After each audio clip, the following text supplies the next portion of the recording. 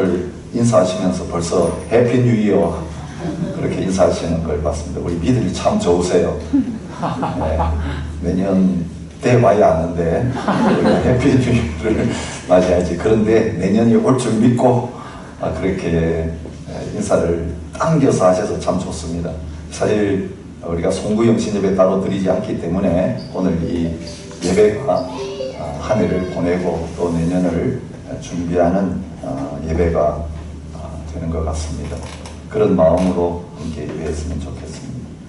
지난주도 참 한 연로하신 성도님 갑자기 하나님 앞에 부름받았다는 소식 알려드렸는데, 이번 주에 또 젊은 형제가, 제가 섬기던 시린중앙장로교회 젊은 형제가 휴가 갔다가 갑자기 쓰러져서 하나님의 부르심을 받고 이미 장례를 치렀다고 하는 소식을 오늘 교회에 와서 들었습니다.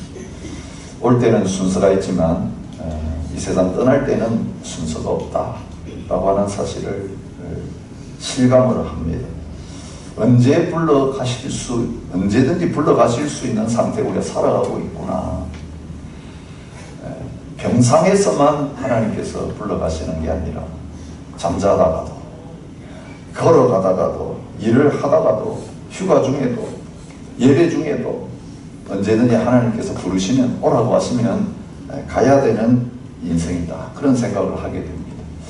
그러면서 오늘 이 예배 자리에 나오면서 또 한 해 마지막 예배를 준비하고 말씀을 준비하면서 매일매일 그렇게 살아야 되는 것이 우리의 모습이구나, 그런 생각을 하게 됩니다.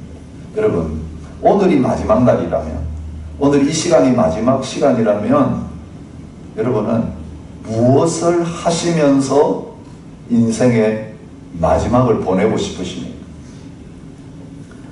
여러분, 우리의 그 질문에 대한 답이 오늘 우리가 하나님 앞에 드리는 예배가 되었으면 좋겠습니다.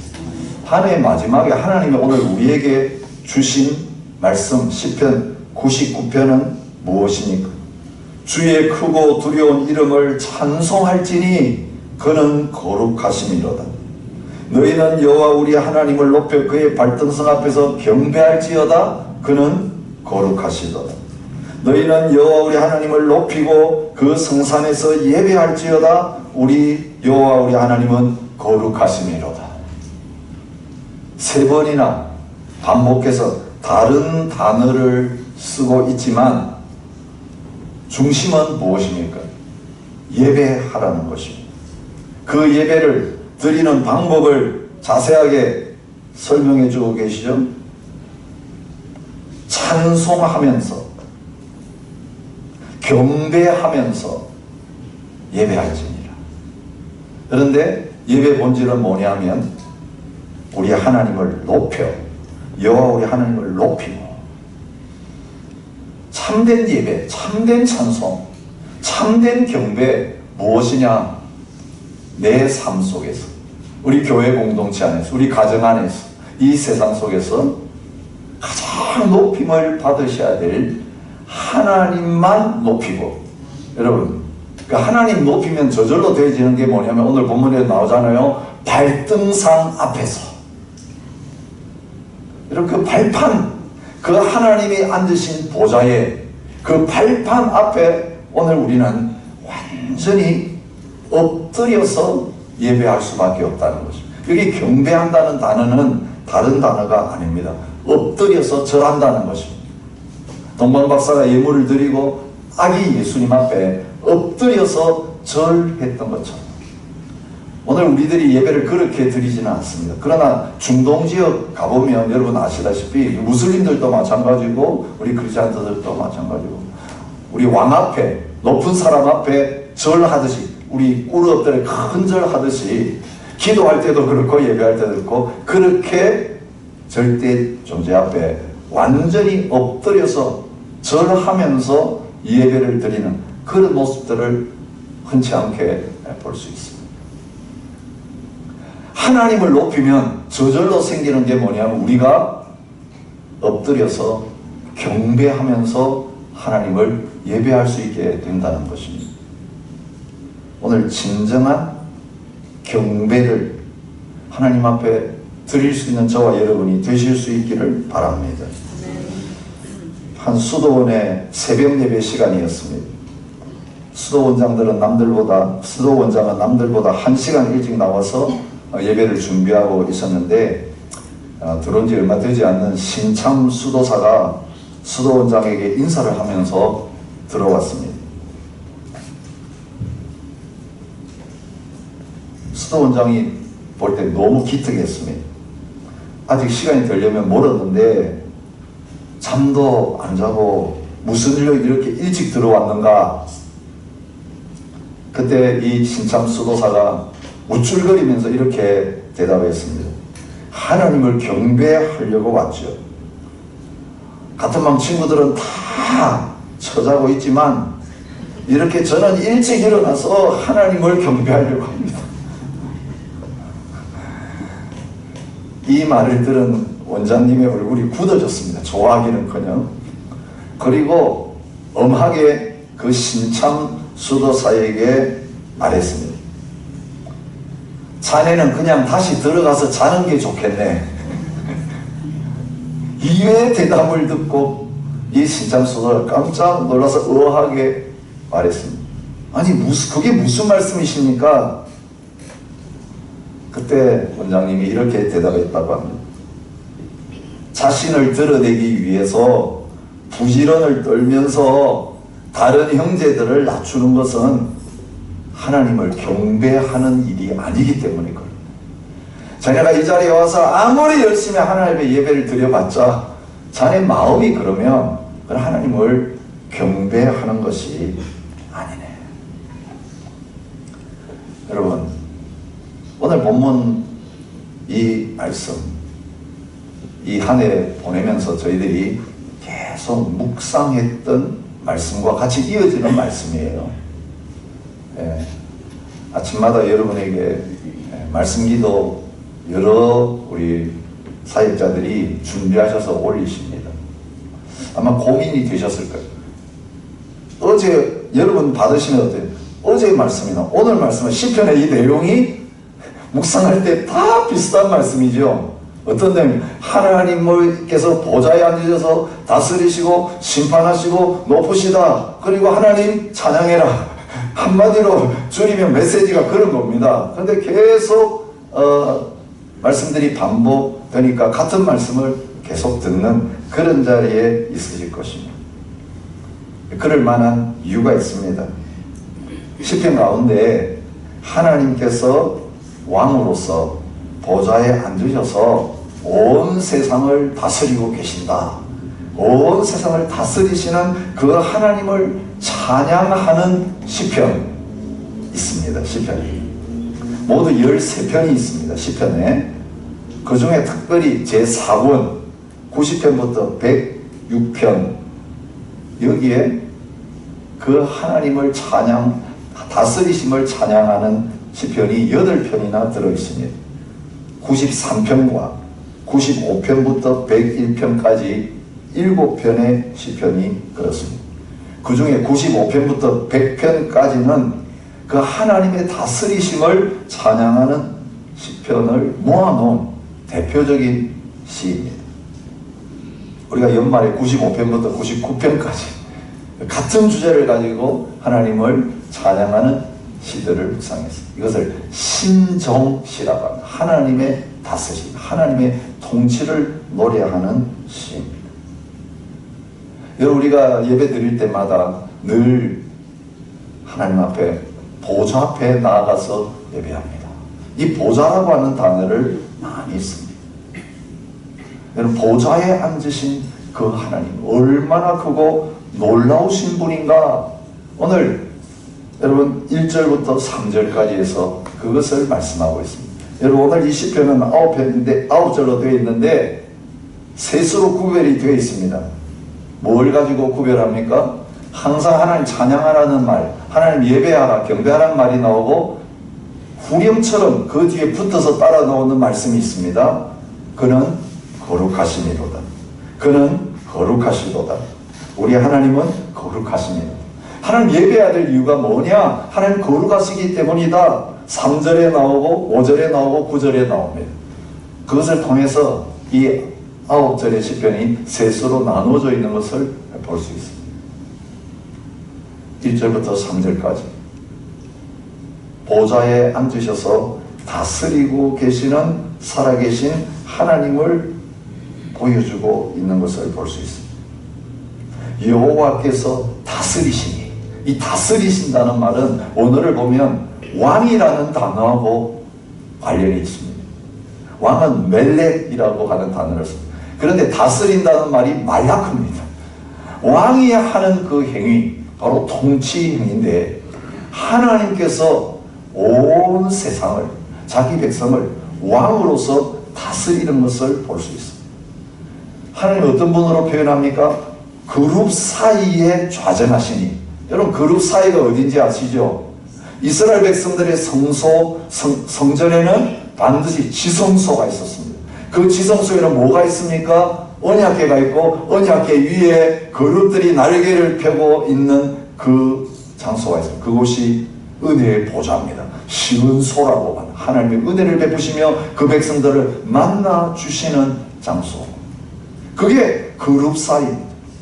여러분, 그 성전에 거하시는 하나님을 어떻게 표현하냐면 그 거룩한 그룹 사이에 보좌를 만드시고 그 보좌에 앉으셔서 모든 백성들의 경배와 찬양을 받으시는 왕 중에 왕으로서 하나님을 표현하고 있는 것을 볼 수 있습니다. 그래서 어디서 예배해야 되는가 말할 때에 그의 발등상 앞에서 예배하라, 그 성산에서 예배하라고 말하는데, 여러분, 그 발등상은 하나님의 보좌 앞을 가르칩니다. 성산은 어디입니까? 시온입니다. 예루살렘입니다. 거기에 성전이 있고 거기에 하나님의 언약궤가 있기 때문에, 거기에 하나님이 보좌에 앉으셔서 다스리는 곳이기 때문에 그 거룩한 성전에 나아가서 그 거룩한 성산 시온에서 하나님 앞에 부복하고 엎드려서 하나님의 이름을 높이면서 경배하라, 그렇게 말씀하고 계시는 것을 봅니다. 그리고 오늘 그 하나님을 소개하면서 어떤 하나님이라고 말하고 있습니까? 시온에 계시는 여호와는 위대하시고 모든 민족보다 높으시도다. 여러분, 하나님을 높이는 것은 우리가 낮아진 하나님을 떠매가지고 그 높은 자리에 앉히는 게 아니라 스스로 거룩하시고 스스로 높으시기 때문에 오늘 우리는 그 하나님을 당연히 높이면서 높으신 하나님 앞에는 우리가 엎드릴 수밖에 없다, 그런 의미가 담겨 있습니다. 크고 두려운 하나님, 높으신 하나님, 그 하나님을 제대로 알고 만나면 우리는 그 앞에 엎드릴 수밖에 없다는 것입니다.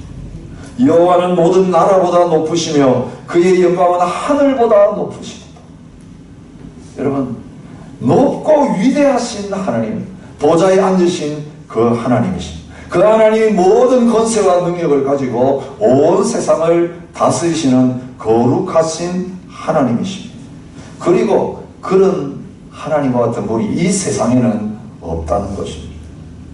여러분, 출애굽기 15장 11절 이스라엘 백성들이 출애굽한 다음에 홍해를 건너서 하나님을 찬양하면서 춤추면서 예배를 드리면서 고백했던 이 출애굽기 15장의 내용과 오늘 이 시편 99편의 내용이 유사한 모습을 보게 됩니다.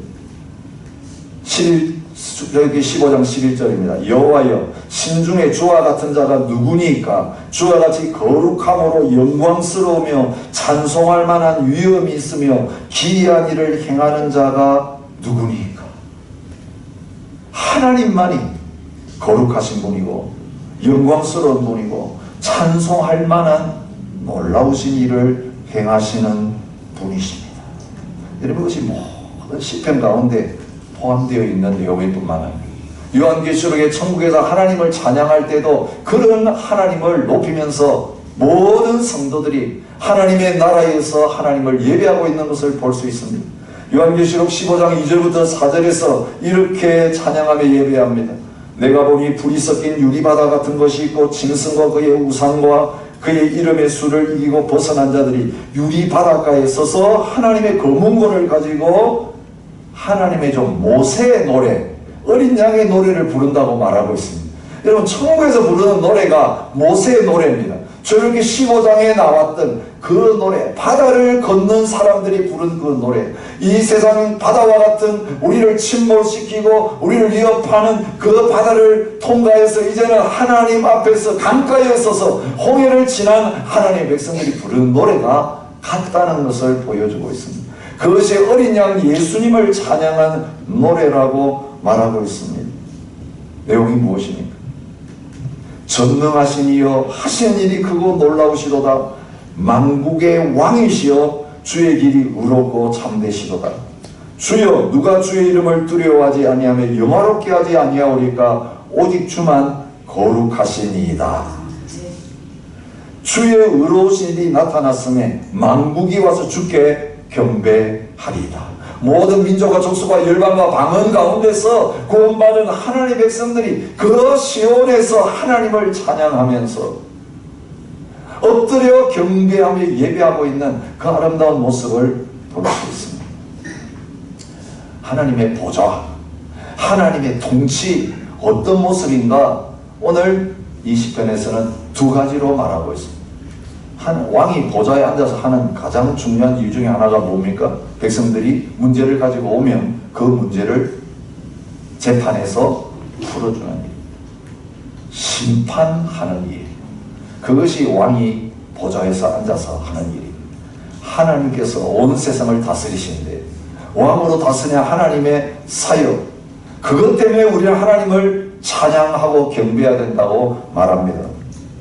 능력 있는 왕은 정의를 사랑하느니라. 주께서 공의를 견고하게 세우시고 주께서 야곱에게 정의와 공의를 행하시나이다. 하나님을 찬양하며 경배해야 될 그 이유가 보좌에서 하나님이 공평과 정의로 정의와 공의를 행하시는 하나님이시기 때문에 그렇다고 말합니다. 공평과 공의, 정의 이런 것들은 다 같이 반복해서 많이 나오는 단어입니다. 하나님은 공의로우신 하나님이십니다. 하나님의 심판에는 오차가 없습니다. 정확합니다. 거룩하신 하나님, 공의로우신 하나님이시기 때문에 악인을 심판하시고 그 악을 제거하시는 하나님이십니다. 여러분, 다윗은 하나님의 보좌 앞에 억울한 마음을 가지고 나가면서 하나님께 호소하고 있습니다. 주께서 나의 의와 송사를 변호하셨으며 보좌에 앉아서 의롭게 심판하셨나이다. 여호와께서 영원히 앉으시며 심판을 위하여 보좌를 준비하셨도다. 의와 공의가 주의 보좌의 기초라. 인자함과 진실함이 주 앞에 있나이다. 여러분, 그 보좌는 의로운 보좌, 공의의 보좌라서 억울한 일이 생기지 아니하고 억울한 사람들이 그 하나님의 심판대 앞에 가면 그 하나님께서 바르게 심판하시는 것을 통해서 그 모든 원한이 다 풀어지는 자리가 보좌에 앉으시는 하나님께서 심판하시는 자리라고 말하고 있습니다. 그런데 여러분, 오늘 본문은 그 두려우신 공의로우신 하나님만 보여주고 있지 않습니다. 여러분, 신앙생활 할 때에 항상 균형을 잡아야 돼요. 한 가지만 강조하다 보면 치우치게 됩니다. 그 공의로우신 하나님이 죄인인 우리들을 어떻게 대하시는 자리인가? 바다에 앉으신 하나님이 그 공의로우신 심판자이신 하나님이 부족한 저희들에게, 하나님의 백성들에게 은혜를 베푸시는 좋으신 하나님이신 것을 오늘 성경은 말해주고 있습니다. 하나님의 보좌는 심판의 보좌일 뿐만 아니라 은혜의 보좌입니다. 6절부터 8절까지의 말씀이 그 보좌에서 하나님이 베푸시는 은혜를 노래하고 있습니다. 그의 제사장들 중에는 모세와 아론이 있고 그의 이름을 부르는 자들 중에는 사무엘이 있도다. 그들이 여호와께 간구함에 응답하셨다. 이런 보좌는 죄의 문제, 힘든 문제 가지고 와서 하나님 앞에 용서해달라고, 살려달라고 아래일 때 하나님이 들으시고 용서하시고 그 죄인들의 기도를 들어 응답해 주시는 자리. 솔로몬이 하나님 앞에 성전을 봉헌한 다음에 열왕기상 8장에 보면 하나님 이 성전에서 우리가 이럴 때 와서 기도하면 하나님 들으시고 응답해 주세요라고 말하고. 그런데 그 모든 케이스는 어떤 케이스입니까?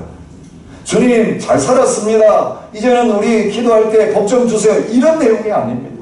하나님의 거룩한 보좌를 봉헌해 드리고 성전을 봉헌해 드렸고 그 안에 하나님의 말씀 기록된 하나님의 율법의 말씀 십계명이 있는데도 하나님 백성들은 말씀대로 못 살았습니다. 우상을 숭배했습니다. 욕심을 부렸습니다. 온갖 죄악들이 예루살렘에 가득했고 이스라엘 땅, 유다 땅에 가득했습니다. 근데 그래서 하나님이 언약의 하나님이기 때문에 그들을 사랑하시기 때문에 징계하셨습니다. 멀리 포로로 끌려가고 나라가 망하고 성전이 다 무너지는 그런 상황이 되어도 개인적으로 파산되고 나라가 파산되어지는 그런 가운데 있다 할지라도 그 성전에 계시는 보좌에 앉으신 하나님 앞에 나와서 아니면 나가지 못하니까 그 방향을 향하여서 창문을 열고 기도해도 하나님 보좌에 앞에 엎드려서 주님 우리를 불쌍히 여겨주세요 라고 기도하면 하나님께서는 응답하시는 살아계신 하나님이라. 여호와 우리 하나님이여 주께서는 그들에게 응답하셨고 그들의 행한 대로 갚기는 하셨으나 그들을 용서하신 하나님이시다. 여러분 하나님의 사랑의 징계는 심판의 끝이 아닙니다. 그들을 돌아오라고 그들을 만나고 싶어서 하나님 앞에 초청하는 하나님의 러브레터. 여러분 우리에게 일어나는 온갖 하나님의 징계 우리가 범죄할 때마다 겪는 여러 가지 심적인 고통 또 육체적인 어려움 여러 가지 우리의 일들 속에서 하나님이 막으시는 것처럼 느껴지는 그것을 바라보면서 나에게로 오라고 은혜의 베풀기를 준비하시며 은혜의 보따리를 만들어 놓고 이것 좀 가져가라고 가져가라고 부르시는 하나님의 초청장으로 받으시기를 바랍니다. 그걸 하나님의 심판으로 받으면 그런 어려움 당할수록 물러가고 멀리할 수밖에 없습니다. 두려워하는 마음에 자꾸 물러가요. 여러분 은혜의 베풀기를 심판하기보다 더 좋아하시는 하나님이신 것을 그 하나님의 중심이 뭐고 하나님의 본 마음이 뭔가를 아는 사람들은 오히려 그런 고통을 당할수록 오히려 은혜의 보좌 앞에 더 담대하게 나가는 그런 자리에 서게 되는 것입니다. 여러분 은혜의 보좌 성전에 있었습니다. 여러분 그 성전에 나아가면 하나님께서 죄인들을 만나주시고 그들에게 용서를 베푸시는 일들이 있었습니다. 오늘 우리의 기도가 응답되는 것처럼 큰 은혜는 없습니다. 기도의 자리에 불러주시는 것처럼 큰 은혜는 없습니다. 성사는 바로 응답하시는 하나님 바라보면서 내 모양 이 꼴이지만 부족하지만 하나님 살려주세요. 하나님 용서해주세요. 하나님 다시 한번 기회주세요. 나를 불쌍히 여겨주세요. 하나님께 부르짖고 기도하고 그래서 그 기도가 응답되어짐으로 말미암아 다시 일어서고 다시 살아나고 다시 새로운 기회를 얻는 자리가 되는 것입니다. 여러분 이 경배가 나를 높이고 교만해지려고 하는 우리들의 고질병, 고질적인 죄악에 대한 해결책입니다. 여러분 하나님을 전적으로 높이지 않으면 우리 모든 인간은요 내 스스로를 높일 수밖에 없습니다. 근데 하나님만 최고의 자리에 높아지시면 나는 저절로 낮아지게 됩니다. 나는 저절로 엎어지게 되는 것입니다. 그래서 온전히 하나님을 예배하는 자리에 설 수 있게 되는 겁니다. 근데 그걸 누가 하셨습니까? 바로 우리 안에 들어오셔서 영과 진리로 늘 이제는 우리의 몸을 들여서 하나님의 선한 뜻을 행하면서 신령과 진정으로 우리의 삶을 제사로 드리면서 이 앞에 가기를 원하시는 주님께서 십자가를 통해서 이미 이루어 놓으셨습니다. 우리가 묵상했던 빌립보서 2장 6절부터 11절입니다. 예수님이 드렸던 예배가 어떤 예배입니까? 하나님의 본체지만, 하나님과 똑같은 분이셨지만 자기를 비워서 종이 되셨습니다. 사람이 되셨습니다. 낮추시고 죽기까지 복종하시고 십자가에 죽으셨습니다.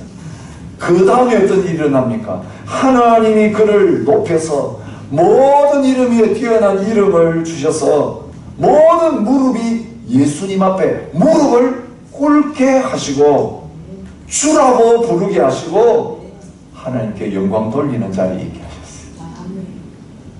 가장 낮추시고 죽으시니까 가장 높이셔서 모든 세상이 그 앞에 와서 무릎 꿇고 경배하는 자리에 있게 만드신 거예요. 여러분, 이게 하나님의 원리예요. 높이고자 하는 자는 낮아지고 낮아지고자 하는 자는 높아지는 원리. 오늘 우리는 스스로 높이려고 할 필요가 없습니다. 높여야 될 때 높이시는 분은 우리의 경배를 받으시는 하나님이세요. 우리가 경배 자리에 엎드러지면 하나님은 우리를 높이셔서 하나님이 영광을 받으세요. 예수님을 높이셔서 아버지 하나님이 영광 받으시는 거예요. 그래서 우리는 높아질 때에도 하나님이 하셨습니다. 하나님의 은혜입니다. 하나님이 영광을 받으십시오. 그렇게 하나님 앞에 우쭐거리지 않고 예배할 수 있는 자리에 설 수 있는 것입니다.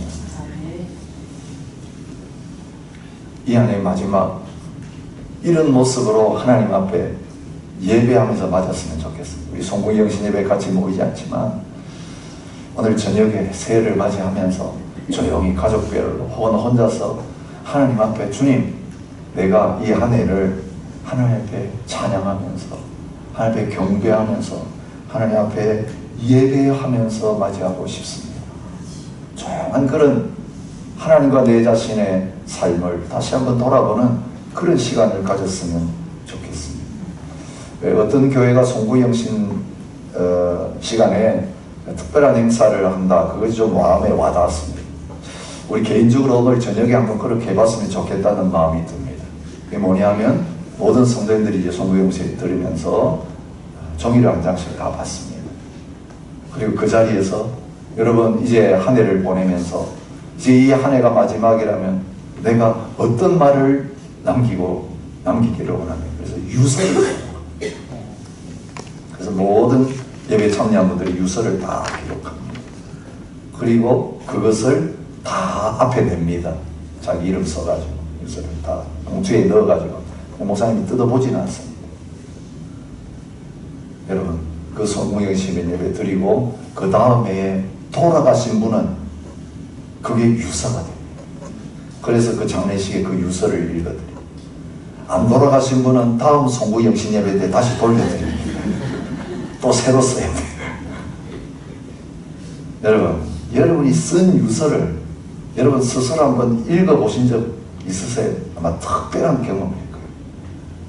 내가 그때 유서 쓰면서 다 정리했는데 또 한 해 살다 보니까 그 유서 쓴 게 그냥 더 잘 무용지물이 되고 또 내가 원하는 대로 또 유서 쓰려고 보니까 내 모양이 이게 계속 나아지지 못하고 퇴보되고 있구나. 여러분 그 비교하면서 발견할 수 있습니다. 여러분 우리 그렇지 않아요. 성경영신 예배까지 안 가도 주일날 예배들이 한 주일 만에 오는데도 하나님 앞에 회개하고 또 헌신함에 걸단 예배 드렸는데 다음 주일 한 주밖에 안 지났는데 올 때에 내 모습이 그 말씀대로 계속 살고 순종하고 나아져야 되는데 그렇지 않고 계속 반복이 되거나 퇴보되는 모습들을 올 때가 얼마나 많이 있습니다. 여러분 마지막 하나님 앞에 감사하고 찬양하고 경배하고 회개하고 새롭게 결단하고 헌신하면서 주님 내 자신의 전부를 주님께 올려드립니다. 백조가 마지막에 부르는 노래처럼 하나님 내가 마지막 찬양을 주님 앞에 올려드립니다. 주님 찬양을 받으십시오. 나의 마지막 인생도 이 송구영신 예배처럼 송구영신의 시간처럼 주님 앞에 찬양하다가 갔으면 좋겠습니다. 여러분 참가대원들 그렇게 기도하십니다. 주님 찬양하다가 가고 싶어요. 우리는 놀라겠지만 주님 어떤 목사님 그런 분들이 있잖아요. 저는 강단에서 말씀 전하러 가겠습니다. 예배가 그리고 실제로 목회하시다가 기도하시다가 조용해서 가보니까 입이 돌아갔어요. 어떤 분은 진짜 설교하시다가 쓰러지셔가지고 저는 그게 가장 영광스러운 일이라고 생각해요. 그 부르심의 자리에서 하나님을 예배하고 하나님을 높이다가 그 영혼은 하나님 나라에서 보좌 앞에 가서 쉬지 않고 예배하고 찬양한 그대로 바로 올라가는 거. 여러분, 이 지상과 하나님의 예배 자리의 계획이 너무너무 멀지 않고 좁아져 있는 그런 삶. 저희들이 한 해 한 해 지나면서 점점 온전한 그 예배 자리로 가까이 나아가는 은혜가 있으시기를 바랍니다. 제가 한 해를 마지막 보내면서 부르고 싶은 찬양이 생각났어요. 얼마 전에 우리 후배가 되시는 신학대학 원장님이 저에게 설교하시면서 불렀던 찬양이에요. 기억나세요 혹시? 내 인생 여정 끝내, 내 인생 여정 끝내어 강 건너 언덕 이를 때 하늘문 향해 말하리 예수 인도하셨네. 매일 발걸음마다 예수 인도하셨네. 나의 무거운 죄짐을 모두 벗고 하는 말 예수 인도하셨네. 이 가시밭길 인생을 허덕이면서 갈 때에 시험과 환난 많으나 예수 인도하셨네. 내 밟은 발걸음마다 주 예수 보살피시사 승리의 개가 부르며 주를 찬송하리라. 매일 발걸음마다 예수 인도하셨네. 나의 무거운 죄짐을 모두 벗고 하는 말 예수 인도하셨네. 여러분, 때때로 우리 삶을 보면요, 이거 예수님 인도하신 거 맞아? 싶을 때가 있어요. 왜 이런 자리로 인도하셨을까? 왜 이런 사람을 만나게 하셨을까? 왜 이런 일을 당하게 하셨을까? 내가 좀 하나님 앞에서 바른 신앙생활을 하고 싶을 때마다, 평소에 그냥 가만히 있을 때는 시험도 없는데 뭔가 새로운 마음을 먹을 때마다 방해물이 턱 나타나고, 왜 돌뿌리에 또 걸려서 넘어지게 하실까? 저만 그렇게 생각하나요? 이해가 안 될 때가 많아요. 하나님 이해 안 돼요. 이거 하나님 인도하신 건 맞아요. 하나님 허락하신 건 맞아요. 욕처럼 그럴 때가 많이 있습니다. 근데 오늘 우리가 하나님 앞에서 이해를 보내면서, 인생을 보내면서 고백하게 되는 건 뭐냐면, 사망의 음침한 골짜기를 지날지라도 하나님께서 그 지팡이와 막대기를 우리를 안위하시고 인도하셔서 영원한 하나님의 집에 영원히 거하는 그 자리로 반드시 인도하신다는 것입니다. 그 사망의 음침한 골짜기 다 거쳐가야 돼요. 그래서 벗어야 될 거 다 벗고 내려야 될 거 다 내려놓고 우리의 손을 주님만 붙잡게, 주님만 높이기 위해서 들 수 있을 때, 그때 주님의 놀라운 영광이 우리 가운데 충만하게 된다는 것입니다. 이 웨스트리라고 하는 스피드 페인터예요. 빨리 그림 그리는 분이신데요. 그 짧은 영상 한번 보시기 바랍니다. Dean Westry performing today. I am a paint painter, and I'm going to do a painting in a minute and a half or less. Okay. All right, here we go. Let's hear it for Dean Westry.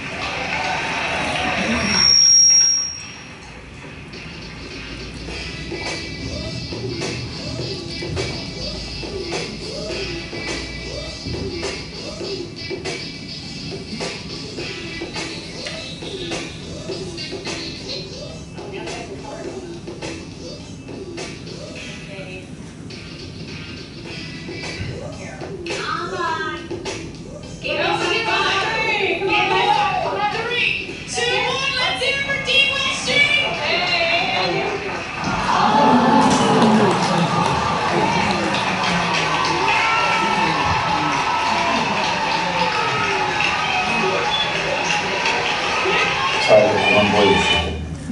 네, 우리 하나님 앞에 딱 서면 이런 놀라운 일이 일어날 것입니다. 여러분 얼굴 모습이 바뀔 것이고, 내 인생이 이랬어 그때 그랬구나. 여러분 지금은 그게 안 보여요. 그러니까 답답하잖아요. 그런데 여러분, 누가 우리의 인생을 그리고 계십니까? 주님이 그리고 계십니다. 우리를 걸작으로 주님이 벤트를, 그 붓을 잡으시고 빨간 색깔, 노란 색깔, 때때로는 까만 색깔, 흰 색깔 섞어 가시면서 저희 인생을 지금까지 그려오셨고 2024년 아직 작품이 남았다면 더 그리실 것이고 지금 오늘이 이제 작품 끝나는 날이면 더 그리지 않고 붓을 내려놓으실 거예요. 여러분, 우리의 마지막은 베스트가 남아있습니다. 하나님이 인도하실 것입니다. 여기까지 인도하셨고 앞으로도 인도하실 그 하나님 바라보면서 같이 찬양했으면 좋겠습니다. 주님, 우리를 포기하지 않아 주셔서 감사합니다. 하나님, 우리가 뛰쳐나갈 때마다 또 찾아오셔서 다시 아버지에게로 이끌어 주셔서 감사합니다. 하나님, 오늘 또 주님의 그 사랑이 우리를 붙잡고 계시기에 때때로 우리가 주님의 손 놓아버릴 때가 있지만 주님 우리 손 놓지 않으셨기에 그 영광의 자리까지 가게 될 것을 믿고 감사와 찬양을 드립니다. 그 손 잡고 시작하는 한 해가 되게 하시고 우리 남은 인생 이제는 점점 사람의 손 의지하고 살아야 되는 인생 되는데 마지막까지 주님의 손 꼭 붙들고 주의 인도하심 따라서 한 걸음 한 걸음 나아가는 복된 인생이 되게 하여 주옵소서. 마지막 예물 주님 앞에 드렸습니다. 이 예물 주님 받으시고 주님 영광 받으시고 주님 선하신 뜻을 이루는 일에 주님의 공의와 주님의 은혜가 드러나는 일에 쓰임받게 하여 주옵소서.